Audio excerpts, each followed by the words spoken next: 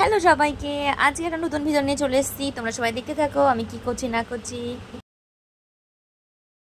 বিকেলবেলা রেডি হয়ে গেছি, একটা জায়গায় যাব বলে। তোমরা এতক্ষণ নিশ্চয়ই দেখেই ফেলেছো কোথায় যাব।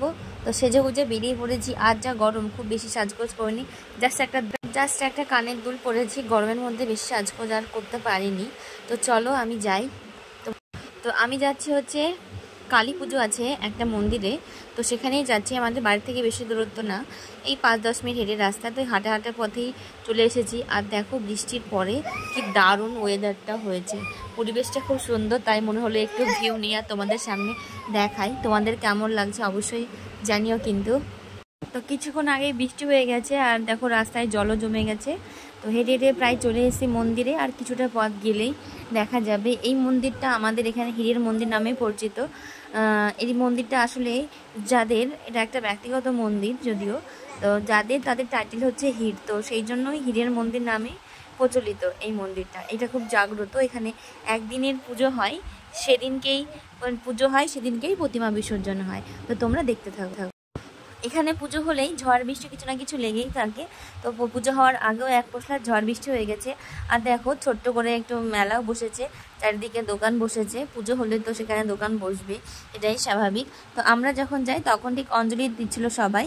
তো প্রচণ্ড ভিড়, সবাই অঞ্জলি দিচ্ছিল, তাই তখন আর ভেতরে যাইনি।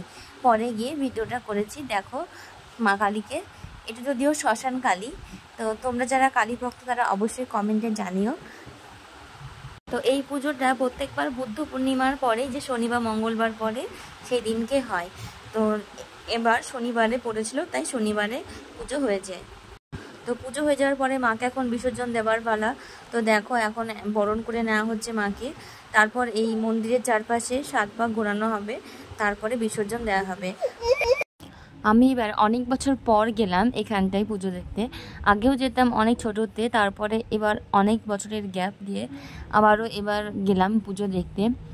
তো দেখো তোমাদের সাথে কথা বলতে বলতে ঠাকুরের কেন্দ্র এদিকে সত্যপাত ঘোরানো সারা। তো ঠাকুরটাকে এখানেই 7 পাক ঘুরিয়ে নিয়ে তারপরে এই যে এই রাস্তাটা দেখছো, এই রাস্তাটা দিয়ে নিয়ে যাওয়া হবে। তো মন্দিরের পাশেই পুকুর আছে, সেই পুকুরেই ডোবানো হয়। তো প্রচুর লোকজন, প্রচুর ভিড়। আর আকাশেও মেঘ করে এসে হাওয়া উঠেছে চারিদিকে। আর মন্দিরটা একেবারে মাঝখানে, একদম চারিদিকে ফাঁকা মাঠ, 3 রাস্তার মধ্যে যেখানে হয় সেই জায়গাটাই মন্দিরটা। আর সেখানটাই পুজোটা হয়। এই দেখো এখন বিসর্জন দেওয়ার জন্য মাকে নিয়ে যাওয়া হচ্ছে।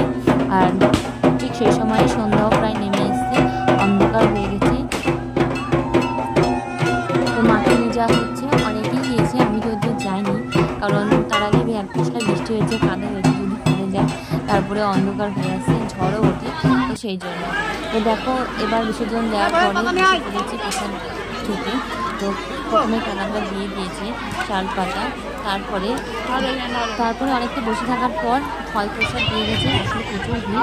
তো তারপর আর খিচুড়ি প্রসাদ খেতে কার কার ভালো লাগে অবশ্যই কমেন্টে জানাবে। আমার ভিডিওটি ভালো লাগে লাইক কমেন্ট শেয়ার অবশ্যই করবে।